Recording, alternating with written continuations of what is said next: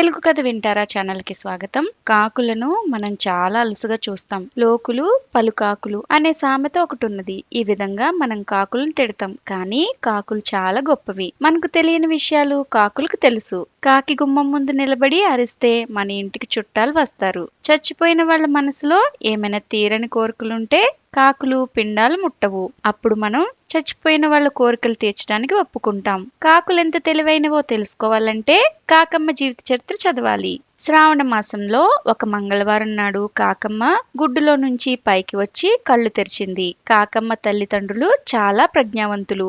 ఎండు పుల్లలు, చీపురు పుల్లలు, రకరకాల ఈకలు పెట్టి అందంగా గూడు కట్టడం వారికి తెలుసు. పుట్టినప్పుడు కాకమ్మ ఏమీ అందంగా ఉండేది కాదు. ఈకలు లేని ఒళ్ళు, బోడి తల కన్నా పెద్ద ముక్కు, చూస్తే ఎవరికైనా నవ్వొచ్చేది. కానీ మనం కాకి పిల్లల్ని చూసి నవ్వరాదు. నవ్వితే వాటి తల్లిదండ్రులకు కోపం వస్తుంది. మనకు అందవికారంగా కనిపించిన కాకి పిల్ల కాకికి ముద్దు. ఆ సంగతి మీకు తెలిసే ఉంటుంది కదూ.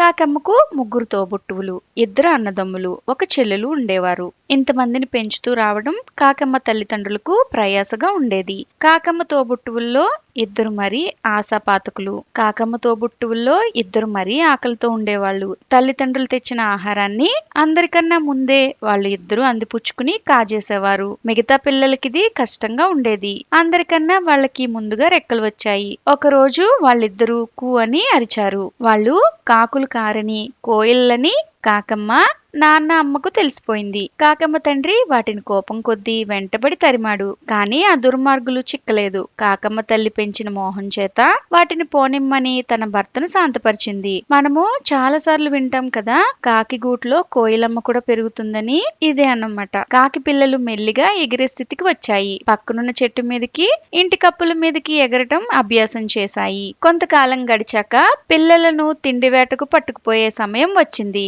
మొదటి రోజు కాకమ్మ వంతు. తల్లిదండ్రుల వెంట కాకమ్మక్క తిండి వేటకు బయలుదేరింది. ఒకానొక ఇంటి ఆవరణలో ఒక కుక్క ఉంది. రోజు దాని యజమాని దానికి ఉడకవేసిన ఎముకలు పెట్టేవాడు. ఆ రోజును కూడా కుక్కకు యజమాని స్వయంగా ఆహారం పెట్టక నౌకర్ చేత పెట్టించాడు. అందుకని కుక్క అలిగి నేల మీద పొర్లాడుతుంది. కాకమ్మ, వాళ్ళ అమ్మ, నాన్న ఇంటి చూరు మీద నుంచి ఇదంతా గమనిస్తున్నారు. కాకమ్మ తండ్రి కా కా అని అరిచాడు. కుక్క వాళ్ళకేసి నిర్లక్ష్యంగా చూసింది.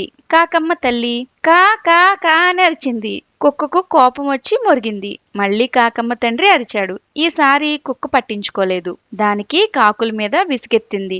ఈ సంగతి గ్రహించి కాకమ్మ తల్లి కా అని చిన్న కేక పెట్టి కుమార్తెని హెచ్చరించింది. కాకమ్మ రివ్వున వాలి ఒక ఎముకను అందుకుంది. మళ్ళీ వచ్చి తల్లిదండ్రులను చేరుకుంది. కాకుల కుటుంబం అక్కడి నుంచి కదిలి బండరాముడు గారి ఇంటికి చేరుకున్నాయి. కాకమ్మ తల్లిదండ్రులు బండరాముడు గారిని బాగా ఎరుగుదురు. వాడి దగ్గర వాళ్ళు ఎన్నో అప్పచ్చులు కాజేశారు. వాణ్ణి ఎన్నోసార్లు ఏడిపించారు. బండరాముడి అమ్మమ్మ చాలా ఆచారవంతురాలు. వాళ్ళింట్లో మాంసం వండుకోరు. ఆ రోజు రాముడు వాళ్ళింటి పంచలో తప్ప అన్నం తిన్నని మొండికేశాడు. వాళ్ళ అవ్వ పళ్ళెంలో అన్నం పెట్టుకుని మనవడికి వడ్డించడానికి వంట ఇంటి నుంచి వస్తుంది. ఆవిడని చూసి బెదిరిన కాకమ్మ నోట్లో ఉన్న ఎముక కాస్త జారవిడిచింది. అది కర్మకాలి అవ్వ చేతిలో ఉన్న అన్నం పళ్ళెంలో పడింది. అంతే. వెంటనే అవ్వ ఈ కాకులు పడిచావా, కంచండు అన్నం గంజిగుంటలో పొయ్యాల్సి వచ్చింది అని ఏకరువున తిట్టింది. అవ్వ చాలా చెడ్డది. అసలే రేషన్ రోజులు కదా, అటువంటప్పుడు వృధాగా అన్నం పారేస్తారా? పోని పారేసేది ఏ కాకులకో వేయక గంజికుంటలో పారేస్తారా? ఎముకలంటే అవ్వకు అంతలోకువా? అవ్వ వెళ్ళిపోతుండగా కాకమ్మ తండ్రికి గారెల వాసన కొట్టింది. వంటింట్లో గారెలు వండుతుంది అవ్వ. కాకమ్మ వంటింట్లోకి జొరబడి ఒక గారె పట్టుకుంది. ఇంతలో తలుపు దబ్బాలను మూసిన చప్పుడైంది.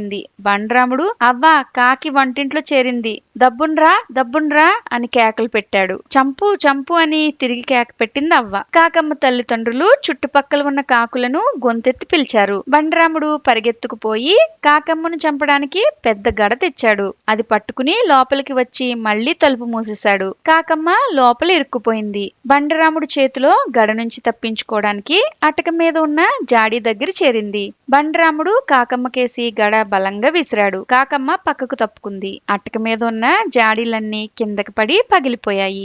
ఏం చేస్తున్నావురా బండ వెధవా, చాలే నీ కాకి వేట అని అవ్వ బయట నుంచి అరుస్తుంది. ఈసారి చూడవ్వా ఈ కాకిని నేనేం చేస్తానో అని అరిచాడు బండరాముడు. ఈసారి వాడు కొట్టిన దెబ్బ పొయ్యి మీద బూర్ల మూకుడుకు తగిలి నెయ్యి యావత్తు పొయ్యిలో పడి బొగ్గున అంటుకుంది. బండరాముడికి భయం వేసి తలుపు తెరిచాడు.